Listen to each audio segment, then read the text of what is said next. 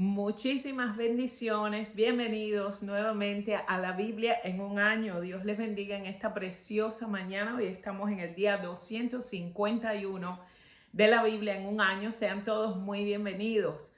La lección del día de hoy, esto está tremendo porque hoy vamos a comenzar uno de mis libros favoritos, el libro de Isaías. Así que hoy comenzamos Isaías capítulo 1, todo el capítulo, Isaías 2 del 1 al 22. Segunda de Corintios 10, del 1 al 18, Salmos 52, del 1 al 9 y Proverbios 22, del 26 al 27. Vamos a hablar un poquitico sobre este libro de Isaías y quiero hacer una introducción para que ustedes sepan más o menos de qué se va a tratar este libro de Isaías.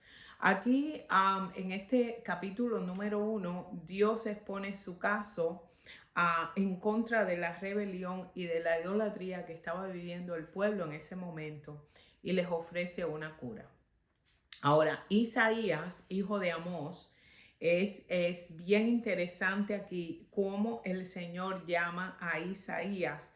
Este libro contiene unas profecías de Isaías súper interesantes, porque a veces cuando estudiamos el milenio, estudiamos el nacimiento de Jesucristo, estudiamos la obra de Jesús, todo esto lo vamos a encontrar aquí en el libro de Isaías. No solamente el Señor le dio profecía para ese tiempo, ¿verdad? Cuando estaban divididos el reino del norte y del sur de Israel, sino que Dios también le dio la profecía del futuro, de lo que iba a venir. Esto es algo interesante, este es uno de mis libros favoritos. Dice que Isaías ministró aproximadamente en el año 740 y 860 antes de Cristo, por unos 20 años, y le ministró tanto al reino del norte como al reino del sur, que era el reino del norte era Israel y el reino del sur era Judá. Y es bien interesante porque él fue contemporáneo también con el profeta Oseas y el profeta Miqueas. Dice que en el año 1917 a.C., Israel tuvo una guerra civil muy grande y permaneció dividido en estas dos naciones, Israel al norte y Judá estaba al sur, y este fue el tiempo donde Isaías comenzó a profetizar. Entonces aquí vemos como en este tiempo la nación de Israel fue atacada por muchas guerras, ¿verdad? Por tres superpotencias en ese tiempo, que era Egipto, Asiria y Babilonia. Y todavía toda esa gente siguen siendo los enemigos de Israel hasta el día de hoy. Por eso cuando estudiamos el libro de Eclesiastes dice que no hay nada nuevo debajo del sol. La historia se repite a sí misma.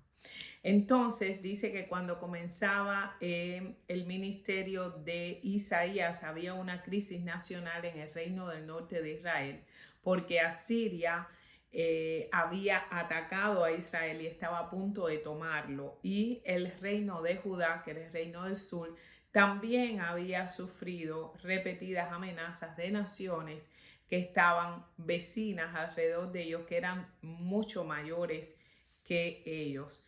Entonces es importante conocer que este libro, como les dije, está lleno de profecías, como el nacimiento del Mesías, como el nacimiento de Jesucristo en Belén, la historia del Mesías, la redención de Cristo. Esto es tremendo porque esto se predijo, Isaías predijo esto 700 años antes de que Jesús naciera en Belén.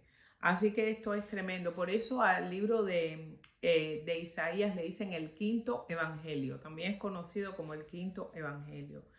Vamos a estudiar en el libro de Isaías, en el capítulo 7 y capítulo 8, que Isaías era un hombre casado, padre al menos de 2 hijos, y también que vivió en Jerusalén. Así que esto es más o menos un trasfondo de lo que está pasando en el libro de Isaías. Y si vamos a leer un poquitico aquí en Isaías 1, dice que estas son las visiones que tuvo Isaías, hijo de Amós, acerca de Judá y de Jerusalén durante los años que Usía, Otam, Acaz y Ezequías eran reyes de Judá. Escuchen, oh cielos, y presten atención, oh tierra. Esto dice el Señor.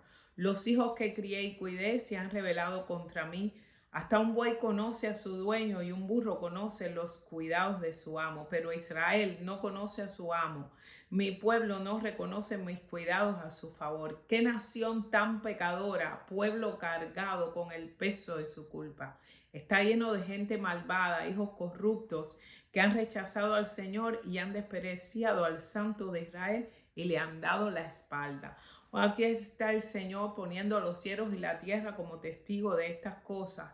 Y le dice, desde los pies hasta la cabeza están llenos de golpes, cubiertos de moretones, contusiones y heridas infectadas, sin vendajes, ni siquiera tienen ungüento que los alivie. En su país yace en ruinas y sus ciudades han sido incendiadas. Y aquí vemos las ruinas de este pueblo. Y aquí le dice el Señor en el versículo 10, escuchen al Señor libre de Sodoma y de Gomorra, porque aquí el Señor le está hablando a estos líderes de este reino. Y le dice, ¿qué les hace pensar que yo deseo sus sacrificios? Porque esta gente estaban haciendo los mismos sacrificios, los mismos inciensos a Dios, le ofrecían alabanza, le ofrecían adoración, traían a él todos estos sacrificios, pero estaban completamente podridos, completamente corruptos. Y el Señor le dice, ustedes piensan que yo no veo lo que ustedes hacen y los sacrificios que ustedes me traen. Dice el versículo 11, ¿qué les hace pensar que yo deseo sus sacrificios? Le dijo el Señor, estoy harto de sus ofrendas quemadas por carneros y de la grasa del ganado engordado. No me agrada la sangre de los toros, ni los corderos, ni las cabras. Cuando vienen a adorarme, ¿quién les pidió que desfilaran por mis atrios con toda esa ceremonia? Dejen de traerme sus regalos sin sentido. El incienso de sus ofrendas me dan asco. Wow, esto es tremendo. El incienso de sus ofrendas me dan asco. Cuando el incienso representa las acciones justas de los santos. Eso quiere decir que ahí no había santidad en nada de eso. Wow. En cuanto a sus celebraciones de luna nueva, el día de descanso y de sus días especiales de ayuno, todos son pecaminosos y falsos. No quiero más de sus piadosas reuniones. Odio sus celebraciones de la luna nueva y sus festivales anuales. Son una carga para mí, no los soporto. Cuando levanten sus manos para orar, no miraré. Y aunque hagan muchas oraciones, no escucharé, porque tienen las manos cubiertas con la sangre de víctimas inocentes. Esto es poderoso. El Señor estaba hastiado ya de lo que estaba sucediendo aquí. Entonces aquí vemos cómo el Señor le ofrece una cura para esta suciedad, para todo esto que traen. Dice, levántense y queden limpios, quítense sus pecados de mi vista. Abandonen sus caminos malvados y aprendan a hacer el bien y busquen la justicia y ayunen y ayuden a los oprimidos. Defiendan la causa de los huérfanos y luchen por los derechos de las viudas. Y aquí esta parte es poderosa porque aquí el Señor se presenta como su Salvador, como aquel que va a borrar sus pecados, sus rebeliones. Y dice, vengan ahora, vamos a resolver este asunto, dice el Señor. Aunque sus pecados sean como la escarlata, aunque sea lo peor, lo que acabo de decir de ustedes que me tienen hartos. Aún así, dice el Señor, aunque sus pecados sean como la escarlata, yo los haré tan blancos como la nieve, y aunque sean rojos como el carmesí, yo los haré tan blancos como la lana. Si tan solo me obedecen, tendrán comida en abundancia, pero si se apartan y se niegan a escuchar, la espada de sus enemigos los devorará. Yo, el Señor, he hablado.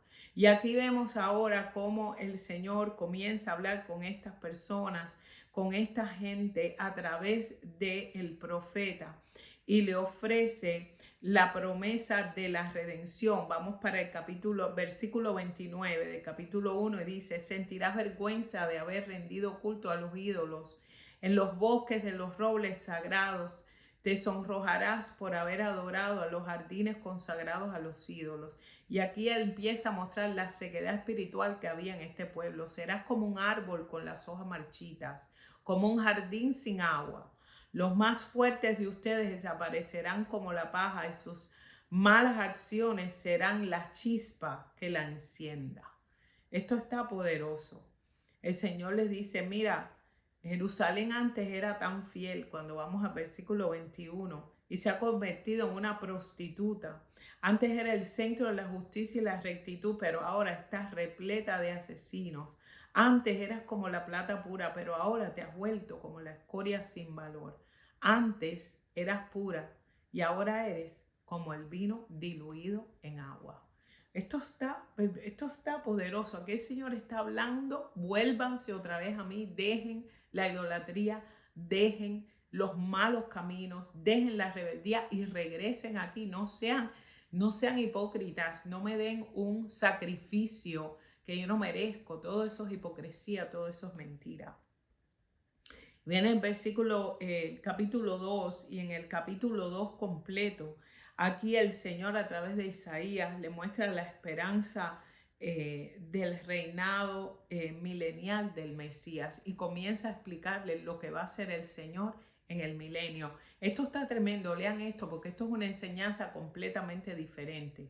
Pero dice así: en los últimos días el monte de la casa del Señor será más alto de todos los montes, el lugar el más importante de la tierra, y se levantará por encima de las demás colinas, y gente del mundo entero vendrá allí para adorar. Vendrá gente de muchas naciones y dirán: vengan, subamos al monte del Señor, a la casa del Dios de Jacob, y allí Él nos enseñará sus caminos y andaremos en sus sendas, pues de Sión saldrá la enseñanza del Señor y de Jerusalén saldrá su palabra. Así que esto es tremendo porque aquí en medio de todo este desastre, el Señor le muestra a Isaías el reino milenial y le dice: yo quiero que ellos sepan una cosa, que ellos no solamente van a ser una nación ahora, sino que van a ser una nación en el futuro, aún después de la gran tribulación, aún cuando el reino milenial esté sobre la tierra. Yo voy a reinar en Jerusalén. Jerusalén será levantada. De Jerusalén saldrá mi palabra y todas las gentes del mundo, todos los que estén, vendrán y me adorarán y me traerán a mí las ofrendas. Así que yo la voy a restituir. Pero aún así ellos no podían ver. Así que el Señor en este tiempo, a través del profeta Isaías, nos va a hablar muchísimo de lo que es el pasado y el futuro, de lo que el Señor nos tiene. Hay una esperanza en Jesucristo. El Señor siempre nos ha dicho lo mismo: yo soy tu único Dios. Yo quiero que me ames a mí, que me adores a mí. Yo no quiero que idolatres a ningún otro Dios. Yo solamente soy tu Dios. Dios es un Dios celoso y la palabra dice que Él nos anhela. Así que yo te mando y de verdad te encomiendo este libro de Isaías porque es un libro poderoso y el Señor ahí se levanta y les dice: aunque ustedes estén haciendo todas estas cosas, yo tengo un plan de redención para ustedes. Sus pecados, aunque estén rojos como el carmesí, yo los puedo transformar en blancos como la lana, porque para eso Él es nuestro Dios. Él envió a su único Hijo para que todos nosotros conociéramos un Dios de bendición, un Dios que redime, un Dios que perdona pecados y perdona tus iniquidades. Así que, pueblo de Dios, estudien este libro de Isaías. Es un libro profético poderoso y no solamente el Señor nos habla de lo que pasó, sino nos va a hablar también de lo que viene. Vamos a ver muchas profecías cumplidas en este libro. Que tengas un día bendecido en el nombre de Jesús. Hasta luego. Bye bye.